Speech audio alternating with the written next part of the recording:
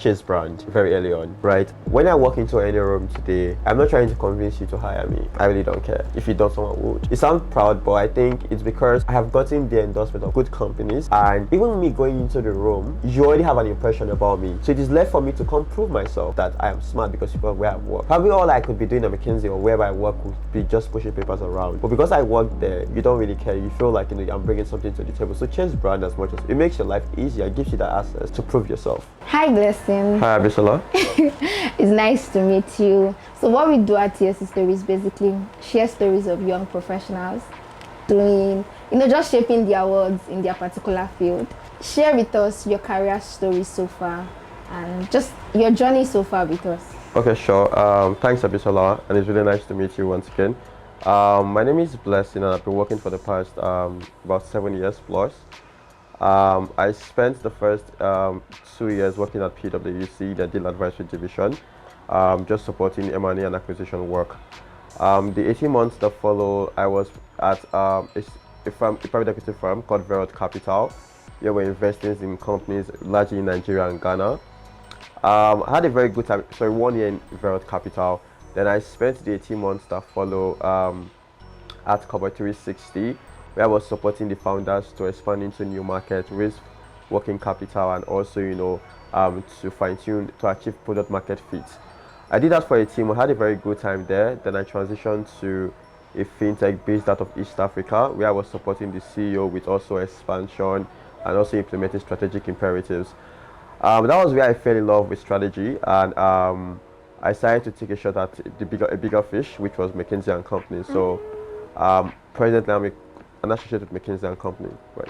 Talking about diversity and inclusion, I think one question that has always been ringing is that, have you ever felt like being an albino was a disadvantage? Or if not, how are you able to, still leverage and, build this particular strong profile that you have built so far?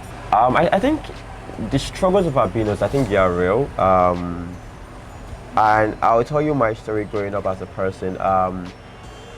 Most of the albinos you find today do the blue-collar type of work, plumber, working on the street and doing some random stuff. You barely find albinos in the business world, either as professional or as business owners. So that was my reality, particularly growing up in Benin. I remember this first albino I saw was an artisan, a plumber. So when I was in uni, I think the defining moment for me was when I saw an albino when I was 9 years old, who was a judge at the election tribunal in Benin. And I was like, oh, so people like me could actually become like professionals, right? So that was how my mindset shifted. And through the support of my parents and my family, I was able to get to college. And I think for me, that was when, even in college, I was doing really well. Won it, inter-university competitions, was doing really well in the top of my class. I was in student union politics. I still have that fear that I can't do well in business. So I was like, I finished in 2016. Then Nigeria was in recession. I was like, you know what? If I can't find a job, I would just go and become a plumber, also a bus driver. That was the plan. Wow. Tell my mother, buy me a bus, learn how to drive a bus, and I'll be a bus driver in Benin. As luck would have it, I had my offer before I left even University of Benin. I recall that day I got my offer, and I went to my mother for her. She was like, "Hey, mommy, I don't get work." And she was like, "You don't mean it, right?" Then we started the whole struggle of, "Oh, if you're coming to Lagos, who are you going to stay with?" I came to Lagos for the first time when I was coming to resume at PwC. So how has that been an advantage or a constraint? I think albinos, we have inferiority complex. We barely think high of ourselves, right? So we try to keep ourselves to be very humble as much as possible. So for me, achieving one milestone after the other just helped me to build my confidence that, you know what, maybe I'm as good as every other person on the street, right? I'm not different, right? So that's what has helped me to move on. The advantage that he brings, I think it's just maybe when you're applying to business school, you're able to tell a different story that, yeah, we are all Africans, but I am a minority among Africans because of my race. It probably will help you getting more scholarship money In the workplace, I don't think people really care as much as you would think whether you are, as long as you can tell them that you can prove that you can do the job. Yeah. People would give you the job. But you also need to show up as an individual before you can get that opportunity, right? That for me would just be how my ability has shaped my journey. So, where do you see yourself in the next 5 years? Well, in the spirit of being a consultant, I'll kind of break it down into like 3 layers, right? Academic, professional, and also personal.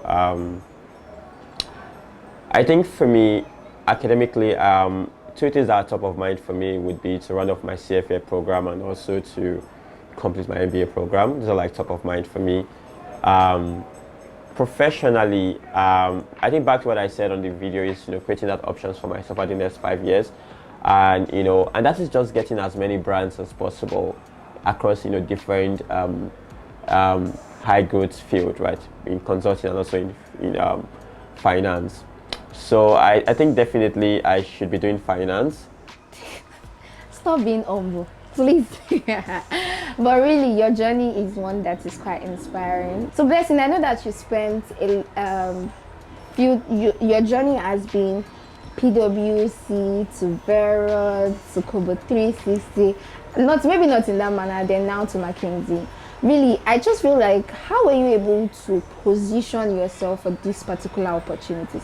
Because we're not talking about small companies, really. If you get to know these companies, you know that they are mostly top companies in their particular space. And now that you work with McKinsey, really, so how are you able to position yourself for these opportunities and build this particular strong profile that you have now? So, okay, I think some of these things were, I would say, just being at the right place at the right time.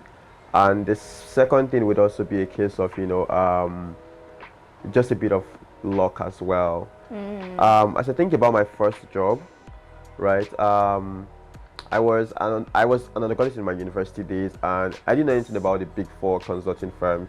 I had a classmate that was always talking about these firms. Oh, Taiwo Yedele, Big Four Consulting. And in my final year, I went for a competition and I met them, had my interview, and I got my offer. So I was coming from a home where nobody were like graduates. So we didn't have all of these people coaching us to tell us, oh, you need to like be this way, that way to become a professional. So I got into PwC, and that was when I met up with a bunch of my friends that we were talking about career, and they said, oh, if you want to be in the A league, you have to be either in management consulting or in finance. So I was in taxation. I pushed very hard, and within like a month, I was transferred to the deal advisory division at PwC. I was there. Then I think a colleague of mine, I did a private equity work, and I like these other people. So what I did was I did a list of all the different PE firms in Nigeria, and I recall very vividly. I went to Verod's office. So I sent an email first to all the PE firms that I listed from. Then the big boys were Synergy Capital, ACA, Verod. These were like the big boys then. So I sent an email to all of them. I didn't get any response. So I went to Verod's office. They were at Moriokola, and I met the reception. Like, hey, I really like your firm. I really want to work here. So okay, go and apply. So I sent another code email again that, hey, this is Blessing Omene. I spent the last XYZ years in PwC doing XYZ. I think I'll be a good addition to your team. Do you care to chat further? And I got a response, and I interviewed, and I got the offer. So that was, for me, a very defining moment. I think I learned a ton of stuff there. Because for me, I felt like I was very early in my life, so I felt like I could take some risk and also experiment as much as I could. Looking at your story, you spent roughly a year plus in each of these positions. Okay. They would tell us that naturally you should at least maybe spend up to like 2-3 years in a position so that it will show your seriousness or commitment to each organization. Do you think that, what's your thought about that generally, about just spending over a year in organization? Do you think it would affect anybody's journey? Did it affect you when you were trying to apply to different positions? And how exactly did you use it to your advantage? Because from your story, it's obvious that it was an advantage, not a disadvantage to you. Okay, I think for me, times are changing, and I think there's a generational shift. Unlike our parents that were very, very, committed and loyal, I think our generation is a little bit less loyal, right? Because we, it's just based on what we care about, right? Our parents care about, safety, security, but I think for us, we like adventure, right? Going back in time on for the different reasons why I left, I think for me it hasn't affected. It probably have affected, right? But I don't. I think the people that would hire you. People that care about what you bring to the table would hire you. People that care so much around whether you are loyal or not loyal are people that in themselves they don't offer much because I think for the big companies I've interviewed with, nobody care whether I've spent 6 months because you are even interviewing because you need somebody to fill the role. So your worry should be this guy coming in to do the work and not whether he's going to stay for long or not, right? So I think but I think for me, how has this helped me and serve as a disadvantage? The advantages for me is I've been able to understand business in a very across multiple dimensions, right? So today I can tell you how business is being done across multiple geographies. I've worked across, the different part of the continent, right? I have also, worked across multiple industries. I have also worked across multiple topics at, PwC, and even my role in business has also changed, right? So I've done roles in business where I'm just an advisor. I've been an operator in business. I've also been an investor in business, right? So what that has helped you do is to build like a well-rounded view about business, which I think is very helpful when you're having business conversations. So like if I'm negotiating a transaction today, and the guy across the table is a company that wants to raise money, I've been in that position before. I understand what he wants and what he cares about. So what advice would you have for young professionals, or in fact the general public, people that are looking to build a very strong profile or be leaders or top professionals in their particular field? Okay, I think a couple of things I would suggest, right? And I'll tell you how this thing starts to work wonders for you. Telling a student, chase grades. Try and be the best you can be in your academic work, because if you have that stamp, it's left for you to come into the room and prove yourself. Mm-hmm. Then the second thing is pursue growth, right? This is mutually exclusive because for some big companies, because of how much they are trying to do check and balances, you don't get to work on the entirety of a particular work product. For example, in banking, if you are doing a pitch book and you have like a lot of analysts, right? You can say this analyst should work on market analysis, the other one should work on financial analysis. Mm-hmm.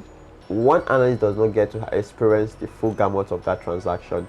So what I would say is, once you've chased brand, go and chase growth. And my way of chasing growth for me was when I went to Verod Capital. In Verod, I was like the most junior analyst. Okay, I had like interns that were, under me, but I was like very junior in Verod. So I had to do the work. So all the work that goes way up to the managing partner starts with me. I have to do the analysis, the modeling, the presentation, and it goes to the associate that reviews and says, okay, this makes sense, and it goes to the VP, and then it goes to the managing partner, right? So because you are the one doing the work, compared to when I was in a big company where I was just handling a part of the transaction, mm-hmm. In a small company, you need to do everything. Mm-hmm. And that was for me the moment of growth. Have a vision board, right? A vision board just helps you to know where your life should be per time. Mm. It's what keeps you up at night. Like for me as a person, I think I have this view that I was going to be like I'm going to be a leadership in the company someday. Mm-hmm. So I take that mindset with me every day. So as I think about my life right now, I say, okay, you know what? I've built a lot of the technical skills.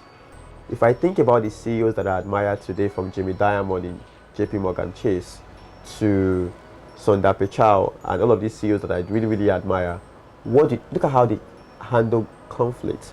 How did they navigate business issues? So you start to build those skills that you need as well, so that will help you achieve that vision. I think for me, how has vision board also helped me? Like for me, if I think about my current vision board right now, is it's also creating options for myself. So I have done consulting, which gives me all the options I think I need. The next phase in my life is also to also chase another option, which is also in finance, right? So that after 5 years, you can then say yourself, you know what, I have learned I have advised business on strategic issues. I've advised governments and businesses on how to raise capital to meet their objectives. I've learned a ton of skills that I've built a lot of relationships. Now, after that phase in my life, I can then say, you know what, okay, what excites me? From there, I can say, you know what, I want to go do a startup. Personally, very interesting when I like to travel, so I think I should be able to, you know, go to a lot more countries, right? I mean, I've done a bit of Africa, so it's time to go global, right? So I think I should be able to go to like a lot more countries in Europe and also in North America as well. So that's pretty much the plan, personally. No Maybe marriage, uncle. in a very Marriage, uncle. in a very interesting one, I think I should also be somebody's husband Ooh! in my life, right? So